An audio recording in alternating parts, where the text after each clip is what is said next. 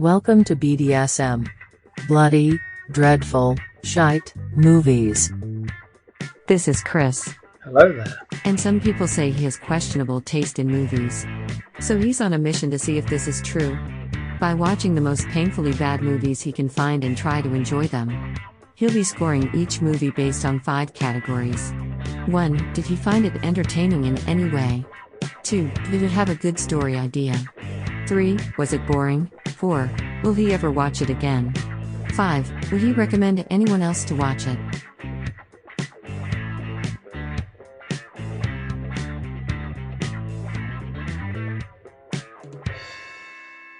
Hello and welcome back to the BDSM dungeon. Don't mind the noise, I've got a group in enjoying a Roman shower while watching 2017's Mother.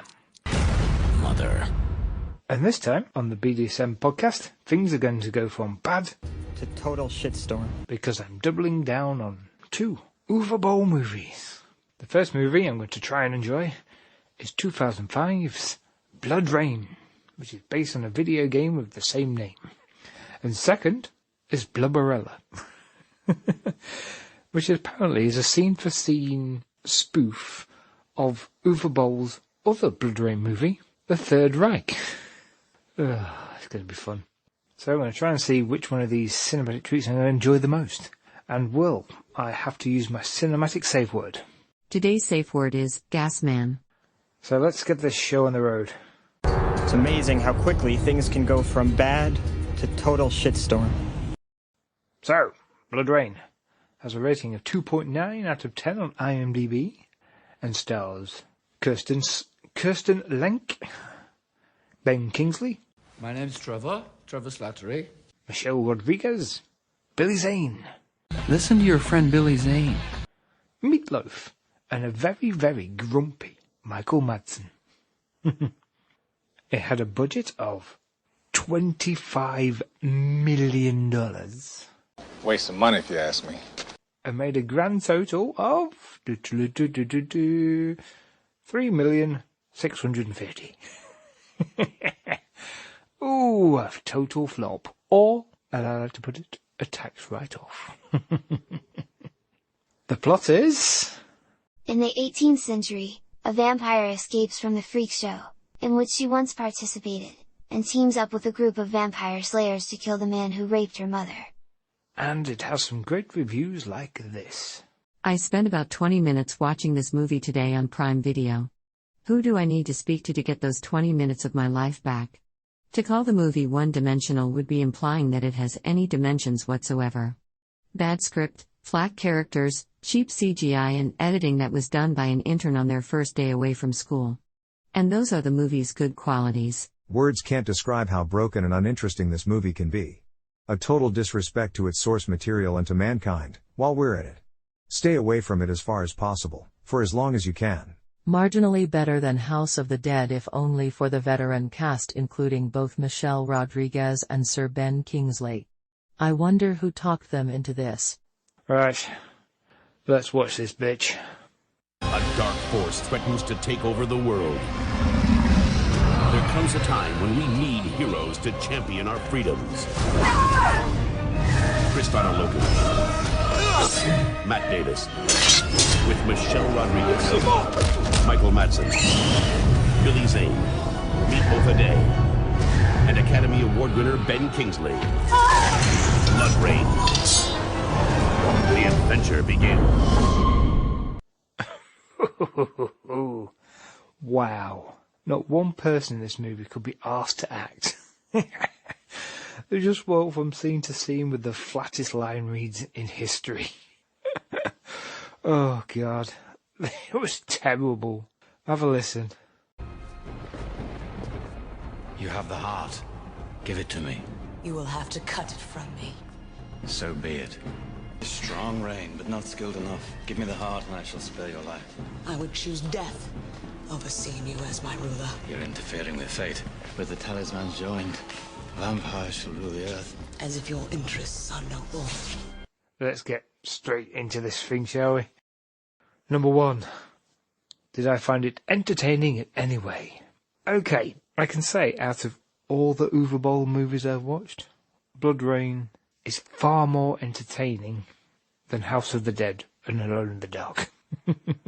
It had some enjoyable bits mixed in with all of its blandness, and one bit made me laugh. When... Absolutely not, no spoilers. Fuck it. I know you're not going to watch it. So, Michael Madsen is so not interested. He doesn't even react when he gets a sword stabbed straight through his heart.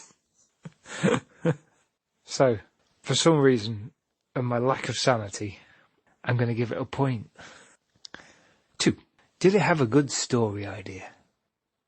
If it did have a coherent story, I think I missed it.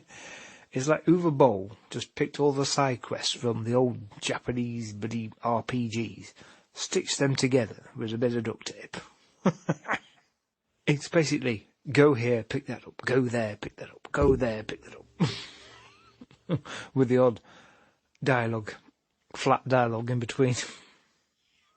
No, so I'm not going to give it a point. 3. Was it boring? Surprisingly, no.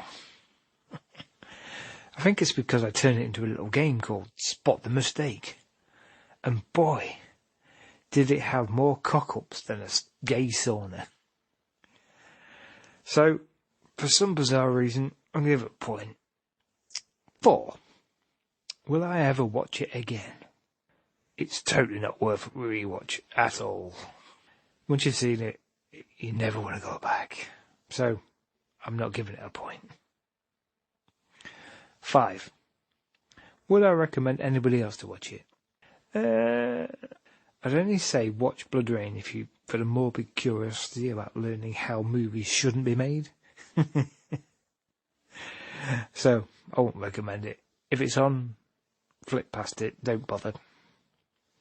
So it's not getting a point. So, that makes it, with a score of 2, is forever in the cinematic stink. You stink of horse. So, now it's time for my second cinematic treat, Blubberella. It has a rating of 2.4 on IMDb. And apparently it was filmed back-to-back with Bloodrayne the Third Reich, using the same cast and crew. It stars Lindsay Holster, Clint Howard, Brendan Fletcher, and Uwe Boll himself as Hitler. I haven't got a clue on its budget or how much it made, so probably 0. Its plot is an action comedy centered on an overweight woman whose footsteps cause explosions and whose dual swords are used against anyone who makes fun of her. With the tagline, "She will kick ass with her big ass." and has some great reviews like this. Not even fit to be a cup coaster.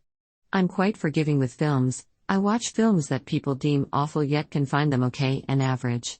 This film is terrible, no escaping that fact. I lasted 12 minutes and had to turn it off. Can't even be saved with a bad it's good ethic. Please don't buy this film, please don't watch this film, I beg you. So incredibly boring. Quite possibly the most boring parody I've ever seen. Some jokes are mildly funny, but it's too long for what it's worth. I probably would have liked it at 13, but not as the adult I am. I like trash movies and surreal humor, but this one is just very bland and plainly stupid. Oh, do I really have to watch this? Why? Why am I forcing this on myself? I think I'm insane. I really do think I'm insane. Absolutely balmy. Right. Click play.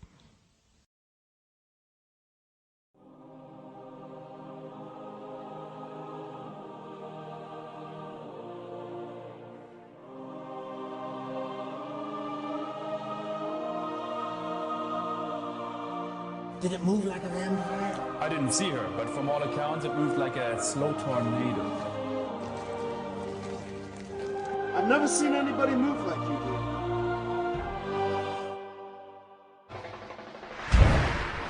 That hurt me more than it did you. I'm the damn fear, half human, half vampire. Large, very, very large girl. Very large? Very large. Like a caged rhino who hasn't been fed in weeks. Pilates. Gasman! It's the Gasman! Hello, Mr. Gasman! Hello, Mr. Gasman! Gasman! Holy fucking bollocks. That has to be the worst film I've ever watched in my entire life. And I've watched Neil Breen movies. I can't believe you committed suicide. I cannot believe you committed suicide. How could you have done this? How could you have committed suicide? Yeah. Basically, Blubberella is just one long fat joke with added blackface and Hitler. No wonder I'm using my safe word. It's totally not enjoyable. Totally cheap.